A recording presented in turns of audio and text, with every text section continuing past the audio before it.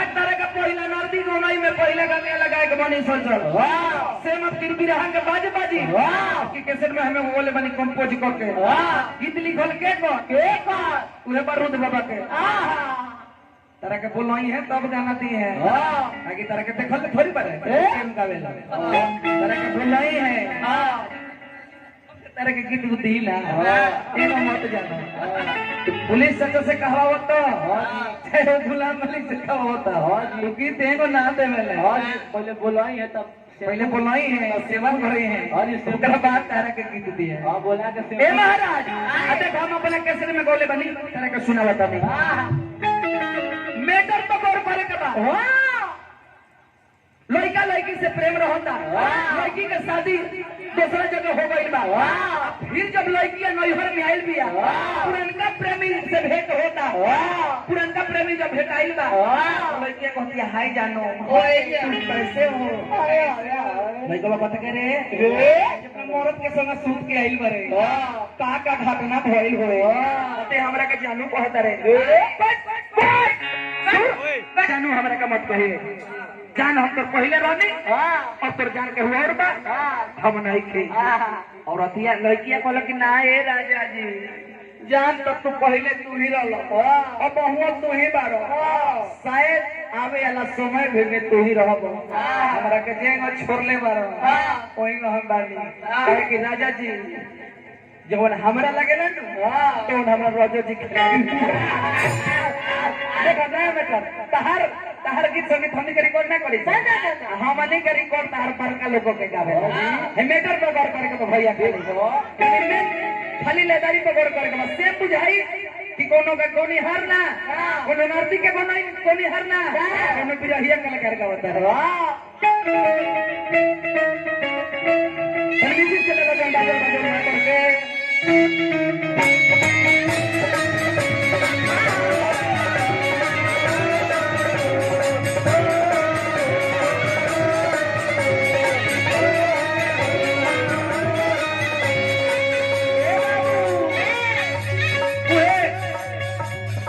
पहुंच दिया कौन भाव में वापस सोना पड़े छोटे भाई पिया कैसे दरियाए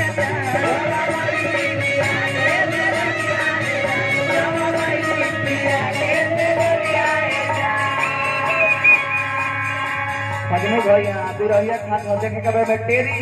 एमे के टेरी एमे के ला सब कलाकार लोग ना बोली जब कोई नहीं पिया के दरियाए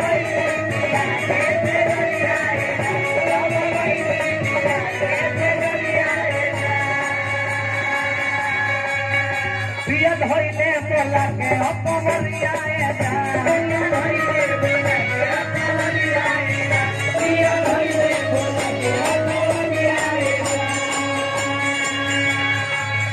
जब कोई नहीं पिया कैसे दरियाए पिया धोइले बोला के अपमरियाए चढ़ली जवानिया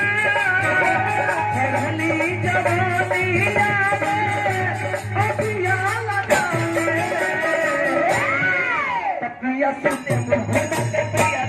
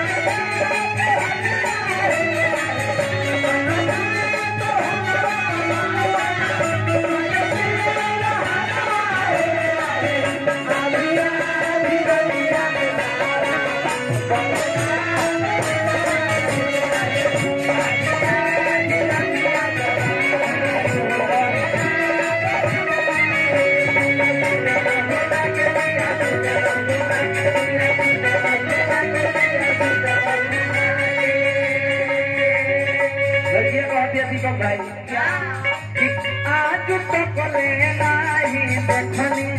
दादा माई ले जा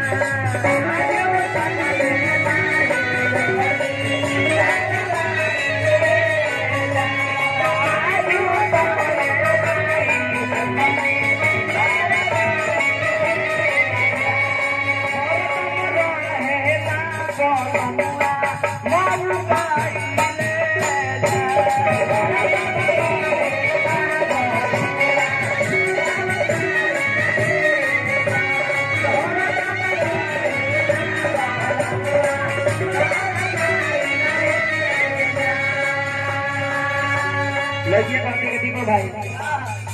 एक हो हमरा मन के श्रद्धा पूरा होले नहीं देखले बा हमरा उना देखले बा हमरा उना सबके बचावे अरे देखले बा हमरा उना देखले बा हमरा उना सबके बचावे कपिया साथे मुर्गा के ध्यान रखे